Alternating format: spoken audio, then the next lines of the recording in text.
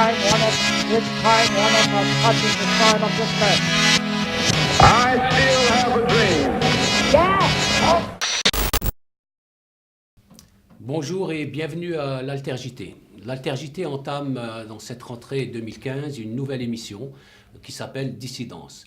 Dissidence fera le tour du monde à travers différents pays et donnera la parole à ceux qui, chacun dans son pays, apportent une analyse, une conviction et qui ne trouvent pas forcément, face aux médias ambiants, un canal pour s'exprimer. Dans cette première émission, nous irons au Maroc. Les élections législatives régionales ont eu lieu dimanche dernier et nous traiterons avec nos invités de ce qui se passe au Maroc. Un petit sujet.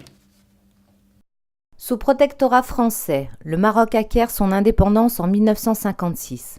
Ce pays est situé au nord-ouest de l'Afrique du Nord. Sa population est de 34 millions d'habitants sur une superficie d'un peu plus de 700 000 km². Le Maroc est une monarchie constitutionnelle dirigée depuis 1999 par Mohamed VI. Sa culture est principalement berbère. Selon la Commission française des affaires étrangères, la France est le premier partenaire économique et commercial du Maroc, avec des investissements estimés à 12 milliards d'euros en 2014. Le 4 septembre se tenaient les élections communales et régionales. Tandis que le roi du Maroc et une partie de la gauche incitaient les électeurs à un vote massif, La Voix démocratique, un parti d'extrême gauche, appelle au boycott des urnes. Ce parti regroupe d'anciens militants de l'organisation marxiste Hilal Hammam, qui a vu le jour dans les années 70 et dont l'une des figures est Abraham Serfati. Cette formation d'extrême gauche, dont les activistes avaient subi de plein fouet la répression de l'ancien règne d'Hassan II, père de Mohamed VI, a toujours opté pour le boycott des scrutins. Dans l'émission Dissidence, nos invités sont Mohamed Jaït, membre du comité local de la Voix démocratique et de l'Association marocaine des droits humains, ainsi que Pierre Vermeuren, professeur des universités, historien du Maghreb contemporain. Il a enseigné au lycée Descartes de Rabat. Donc, avec nous pour en débattre, Mohamed Jaït, membre du bureau du parti Voix démocratique à Paris, du bureau de Paris, et militant des droits de l'homme à l'AMDH, l'Association marocaine des droits de l'homme. Avec nous également Pierre Vermeuren, historien, spécialiste du Maghreb et enseignant à Paris 1. Je commence avec Mohamed. Mohamed, votre parti Voix démocratique est le seul au Maroc à avoir appelé au boycott et fait campagne pour le boycott des régionales et des locales de vendredi 4 septembre. Pourquoi ? D'abord, permettez-moi de vous dire merci beaucoup pour cette invitation, parce que ça nous permet de toucher un public, je pense, plus large. Surtout qu'on est au Maroc, on est interdit de médias publics. On ne peut pas dire ce qu'on pense sur les médias publics. Donc, par rapport aux élections du 4 septembre, on pense aujourd'hui qu'on nous invite à participer à des élections où, en fait, on connaît le résultat d'avance. C'est que le résultat de ces élections était connu d'avance. C'est qu'on a un parti qui a tous les moyens, en fait, les moyens de l'État, les moyens nécessaires financiers, et aussi l'accès aux médias. D'autant plus que le découpage électoral, ce qu'on appelle l'ingénierie du ministère de l'Intérieur marocain, fait que, en fait, l'ensemble en tout cas le résultat général, on le connaît d'avance. On connaît un peu l'ordre des partis plus ou moins. Et donc on nous demande de participer à ces élections. Je pense la moindre des choses, c'est que c'est des élections, que ce soit transparent, que ce soit au moins fait dans des conditions qu'on peut dire correctes. Aujourd'hui au Maroc, les conditions pour faire des élections transparentes ne sont pas réunies. Vous dites on connaît les résultats d'avance. Avant le scrutin, beaucoup prédisaient que le parti islamiste au pouvoir depuis 2011 allait reculer, perdre des voix parce que les islamistes ont du mal à gérer les choses. Ce n'est pas ce qui s'est passé vendredi dernier, en tout cas sur le plan des résultats. Tout à fait. Je crois que si on analyse les résultats, c'est que le parti islamiste, effectivement, il y avait des analyses qui disaient que ce parti-là n'allait pas allait Avancer. reculer. Je pense que c'est des analyses qui sont un peu loin de la réalité. Au Maroc, ce sont encore des gens qui ont un peu de crédibilité au Maroc. Il faut le dire clairement, sans détour. Mais c'est à proportion gardée, surtout sur le nombre d'électeurs au Maroc. C'est qu'au Maroc, là, aujourd'hui, combien de personnes ont voté ? C'est le ministère de l'Intérieur dit 53%, en réalité c'est 25%, pas plus. Parce que en fait au Maroc on a plus de la moitié de personnes qui ne sont pas inscrites sur les listes électorales. On a à peu près 27 électeurs et sur les 27 il y a je pense il y a 25% de ces 27 qui ont voté. Donc je pense s'il y avait des conditions transparentes et des conditions de débat et de discussion qui ont eu lieu, je pense que le résultat ne sera pas le même. Je suis certain que le résultat ne sera pas le même. Pierre Vermeuren, vous êtes historien, spécialiste du Maghreb. Vous avez vécu et enseigné au lycée Descartes à Rabat plusieurs années, 5, 6 ou 7 années. Donc vous connaissez bien le pays. Est-ce que ces élections, ou le résultat de ces élections, est-ce qu'il reflète l'état réel de la société ? Ou est-ce que, comme dans tous les régimes autocratiques, c'est le roi ou le pouvoir qui a décidé qu'on va continuer à travailler avec les islamistes? Ou est-ce que c'est un peu des deux? La réponse est difficile parce qu'il y a plusieurs choses qui convergent. Je dirais que ça reflète l'état de l'opinion dans la mesure où il y a une très grande dépolitisation de la société. Ça, c'est le premier élément. Comme vous l'avez dit, il y a une minorité de personnes qui ont voté. Et de ce fait, ça reflète effectivement le fait que de larges secteurs de l'opinion de la population ne sont pas intéressés ou ont tourné le dos à la politique. Ça a été voulu par le pouvoir parce qu'on sait très bien qu'il y a une critique virulente et constante des partis politiques qui émanent de certains milieux de la presse, par exemple. Mais en même temps, dans le pouvoir, il y a des aspirations contradictoires. Ce qu'on appelle le Marzen, l'État marocain, a des aspirations à la fois à la dépolitisation et en même temps il y a des appels à la participation, à l'inscription sur les listes. Donc il y a une contradiction. Deuxième élément, une fois qu'on a dit ça, les résultats reflètent en partie l'état de la société dans la mesure où l'opinion islamo-conservatrice est forte. Et ça se reflète dans ce résultat. Les islamistes marocains représentent plusieurs courants. Certains sont représentés à travers les élections, le PJD, Parti de la justice et du développement. D'autres ont appelé au boycott, même si ce n'est pas formellement des partis politiques comme El Hadj Wal Ihsan. Et puis certains sont dans d'autres configurations plus pieuses ou autres. Donc il y a un bloc islamiste qui a gagné les élections. Est-ce que c'est une surprise? Je rebondis sur la question que vous avez posée. Pas vraiment, parce que vous dites il dirige le gouvernement, c'est un fait. Il possède des ministères importants, y compris des ministères de souveraineté comme la justice. Mais les Marocains savent très bien qu'ils n'ont qu'une partie du pouvoir, et notamment du pouvoir symbolique et idéologique, beaucoup plus que le pouvoir réel, je dirais, que ce soit le pouvoir sécuritaire ou le pouvoir économique, qui leur échappe totalement. Et du coup, on ne leur est pas... les Marocains, je pense, font la part des choses. Et donc, l'objectif de certains secteurs du Palais Royal qui pensaient en finir avec le PJD comme ils l'ont fait d'une certaine manière avec l'USFP, il y a une quinzaine d'années, cet objectif n'a pas été accompli parce qu'il est beaucoup plus difficile, surtout dans le contexte actuel. Donc, si j'ai bien compris, il s'agit d'une contrainte. Je voulais rebondir sur la question, qu'est-ce qui explique que le roi poursuive son alliance avec les islamistes? C'est une alliance d'abord qui est ancienne, puisque c'est au milieu des années 90 que le PJD avait eu l'autorisation de se présenter et d'exister comme mouvement politique et de prospérer au fil des élections. Donc à chaque élection, il monte une marche. Élection générale, élection locale, etc.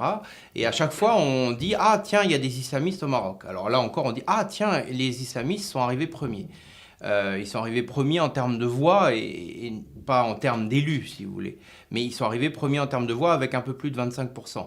C'est pas une surprise. Est-ce que c'est la volonté du palais et du roi en particulier? On sait que le roi n'est pas très favorable à ce courant politique. Il l'a subi un peu au moment des printemps arabes en 2011, l'irruption de ce mouvement politique, et ils les ont intégrés à l'appareil d'État.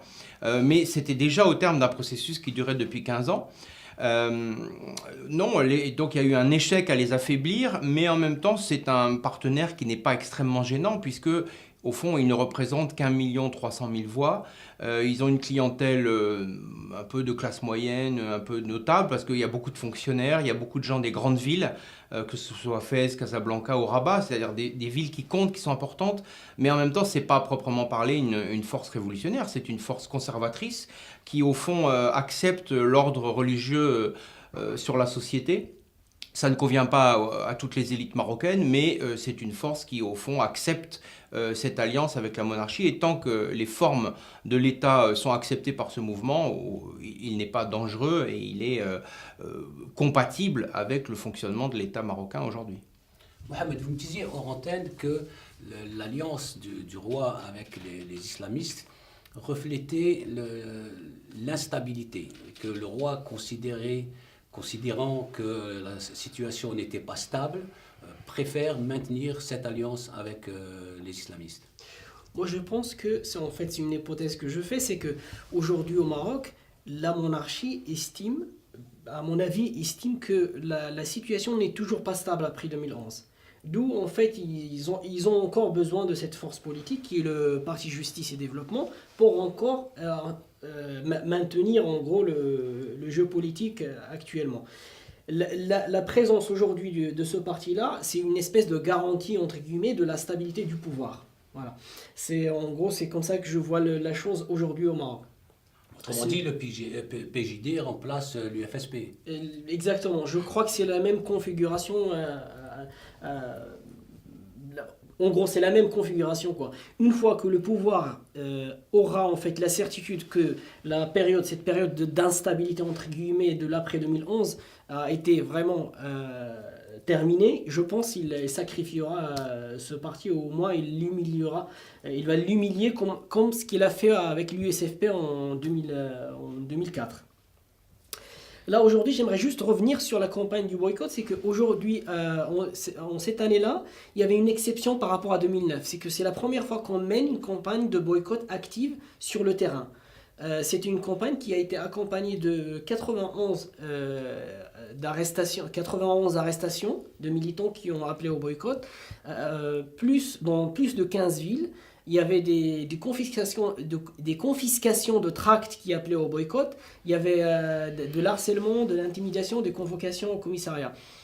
Si vous voulez, pour moi, c'est le résultat de ces élections contre le parti La Voie démocratique. C'était une répression, c'était de l'intimidation, de l'harcèlement, pour éviter qu'il y aura une autre force qui dit qu'on peut construire autre chose en dehors du jeu institutionnel aujourd'hui au Maroc. Oui, Mohamed, vous parliez avant l'émission des tabous ou des lignes rouges qui existent dans la vie politique au Maroc. Le roi en tant qu'émir, commandeur des croyants, le roi, personne sacrée, intouchable, et la question du Sahara.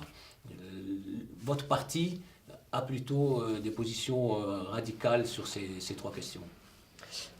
Les trois tabous en fait qui existent aujourd'hui au Maroc, en fait, c'était des tabous qui ont été construits sur une période donnée où même en fait des partis politiques qui se veulent qui tentent d'avoir, en gros, de constituer un parti, ils étaient toujours obligés d'accepter trois constantes. La première constante, c'est la monarchie, en fait, comme régime politique au Maroc qui règne et qui gouverne. La deuxième constante, c'est la question du Sahara, c'est dire, en gros, le Sahara est marocain. La troisième constante, c'est la question de, j'ai dit, Religieux. enfin la commande, surtout la commanderie des croyants, c'est-à-dire le roi est commandeur des croyants, c'est-à-dire, et ça lui donne un statut en fait supraconstitutionnel, en gros supérieur même à l'État, où il peut décréter, où il peut faire des lois, des choses en fait sans aucune réédition de compte, sans rien. Sur la question du Sahara, je pense que notre parti il veut effectivement une solution qui soit démocratique. Il est pour l'autodétermination du peuple sahraoui. On considère que le peuple sahraoui, il a le droit de dire son mot sur son sort. C'est vraiment basique, quoi.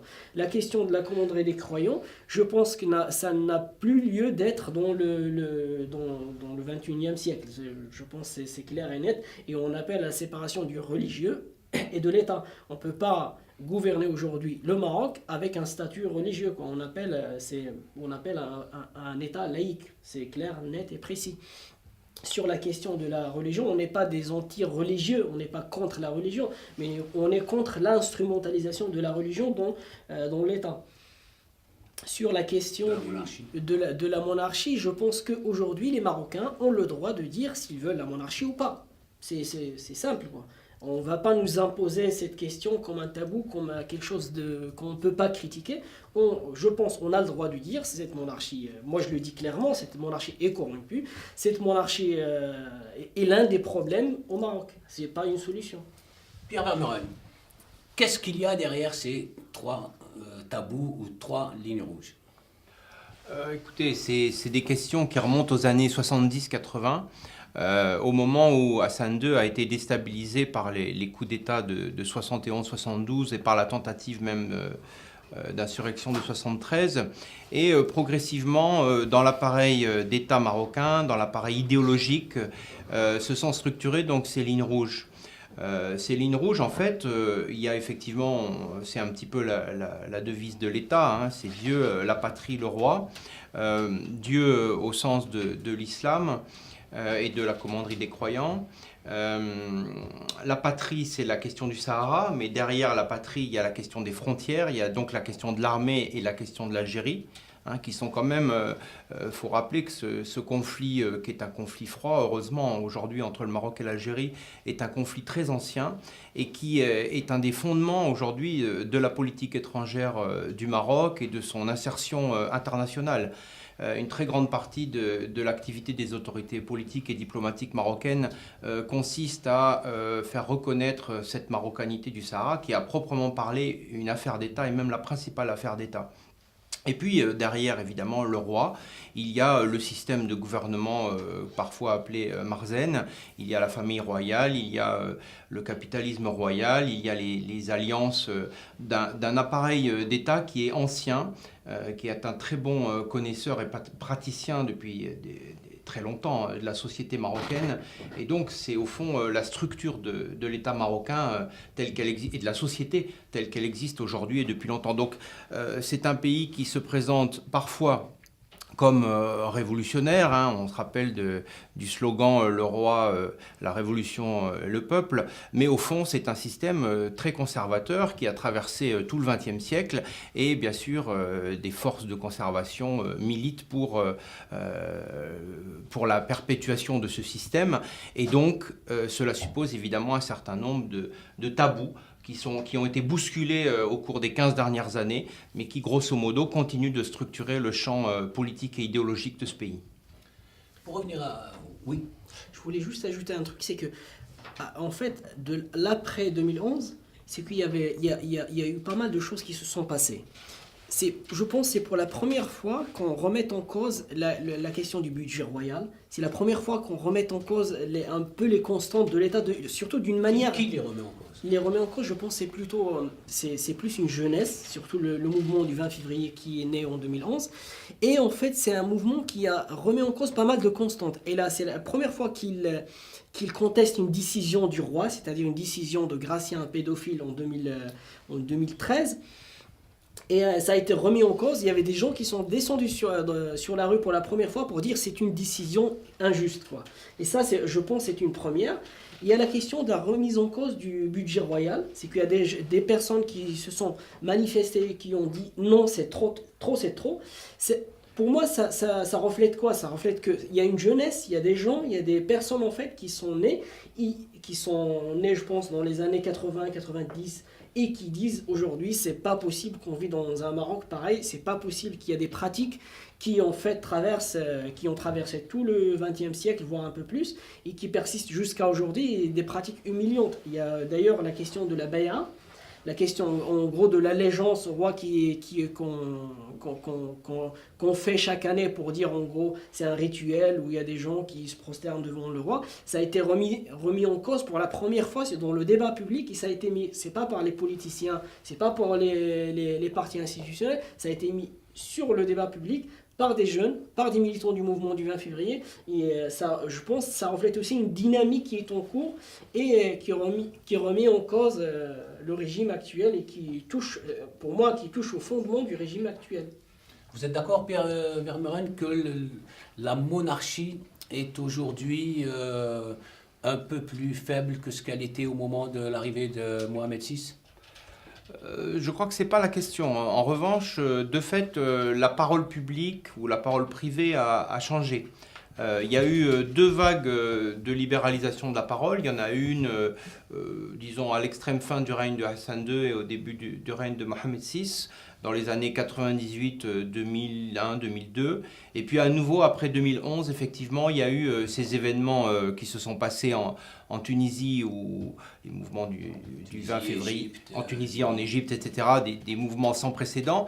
Et le mouvement du 20 février a été effectivement une opportunité pour transformer un certain nombre de lignes rouges dont vous parliez tout à l'heure et qui ont affleuré dans le débat public.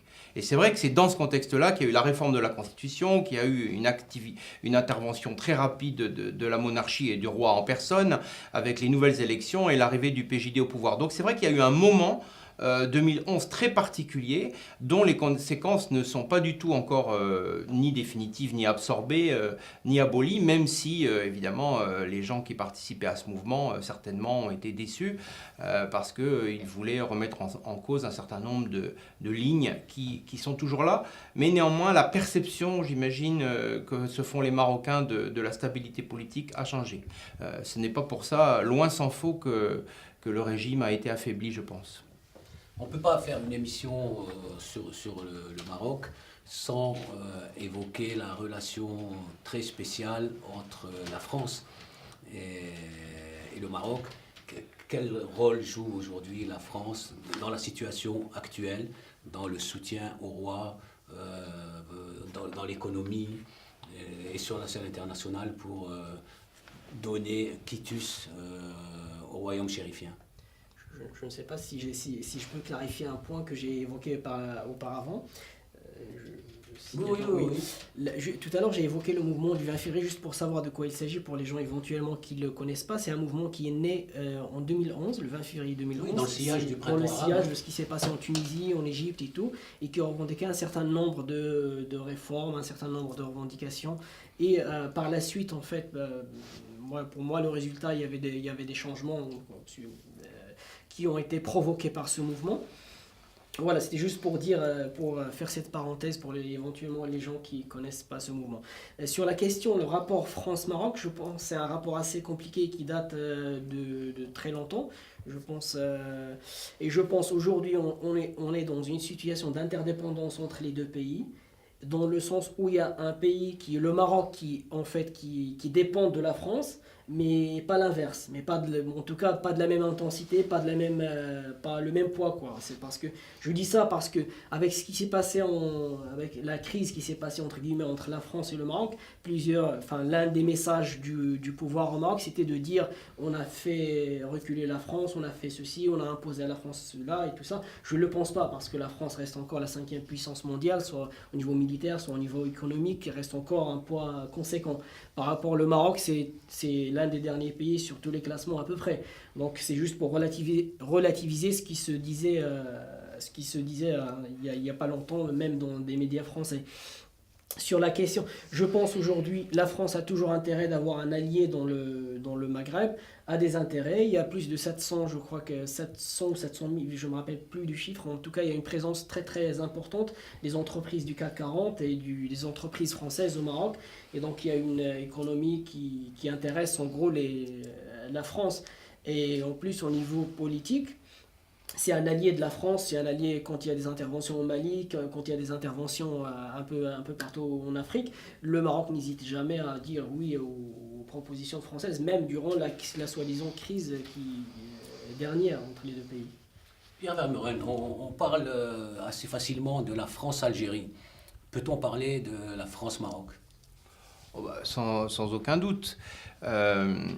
Oui, depuis la période de la guerre d'Algérie, on ne va pas refaire l'histoire, mais depuis les années 60, 70 spécialement, il y a eu une très très grande proximité entre les appareils d'État français et marocains.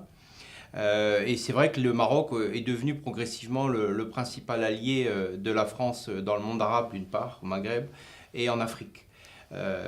Donc il y a des liens très anciens, très forts, dont on ne va pas débattre ici, mais qui sont assez connus et sur lesquels on peut revenir par ailleurs.